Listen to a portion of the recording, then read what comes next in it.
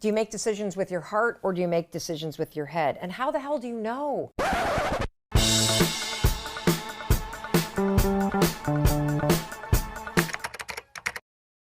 So this next question from Emily is a really, really great one for those of you that are struggling with making a decision. And it's a question about how do you know when you're listening to your heart or you're listening to your head? How do you know, like, what fear is real, in other words? And so she writes, I totally get how it is so important to listen to your inner wisdom and stop the inner chatter of self-doubt. But what happens, Mel, when the internal war is between what your heart feels and what your brain thinks and your inner wisdom is telling you? And so this is a question about, do you make decisions with your heart or do you make decisions with your head? And how the hell do you know? How do you know? In fact, I was just talking with my creative director, and she was sharing with me that a friend of hers is going through this terrible thing right now. It's not terrible. It's just what happens in life, where she knows that the relationship that she's in isn't right. They get along really well. Things are really easy, but in her heart, she knows it just isn't right. Those are the kinds of decisions that are really difficult to make. And so it gets to the heart of Emily's question, which is, how do I know whether to make a decision with my head or a decision with my heart? I'm the kind of person that believes you should always make decisions with your heart and soul.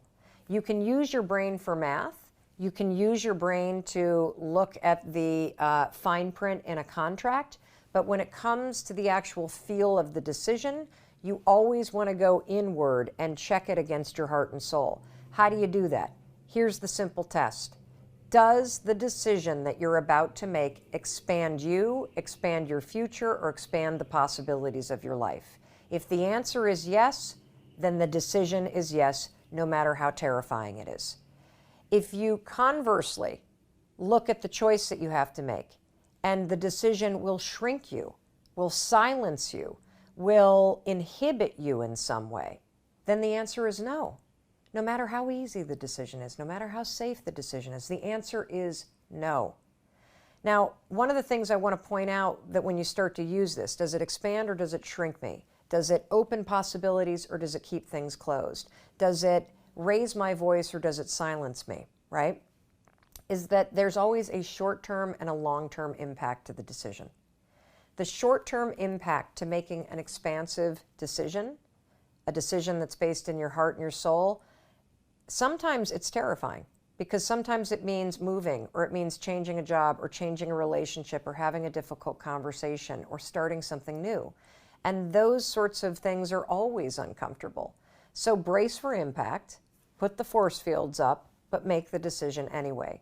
Because the long-term impact of making a decision from your heart and soul, that is where the best life comes from.